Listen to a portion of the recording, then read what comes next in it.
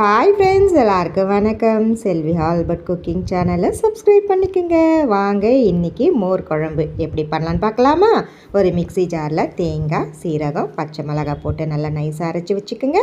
கடாயில் எண்ணெய் ஊற்றிட்டு எண்ணெய் சூடானதும் கடுகு, சீரகம் ஆட் பண்ணுங்கள். ரெண்டும் பொரிஞ்ச உடனே நான் இன்றைக்கி 1½ காஞ்ச மிளகாய் எடுத்திருக்கேன் ஃப்ரெண்ட்ஸ். ஏன்னா ஏற்கனவே ஒரு பச்சை மிளகாய் அரைச்சிருக்கிறதுனால இன்றைக்கி 1½ தான் எடுத்திருக்கேன். அதை லைட்டாக ஃப்ரை பண்ணிவிட்டு கொஞ்சம் கருவேப்பிலை போட்டு ஃப்ரை பண்ணிவிட்டு சிம்மில் வச்சுடுங்க. அதுக்கப்புறம் பெருங்காயத்தூள் ஆட் பண்ணுங்கள். அதுக்கப்புறம் மஞ்சள் தூள் ஆட் பண்ணுங்கள் ஃப்ரெண்ட்ஸ். ஹை ஃப்ளேமில் வச்சு நீங்கள் மஞ்சள் தூள் போட்டிங்கன்னா கருகி போயிடும். சிம்மில் தான் இருக்கணும்.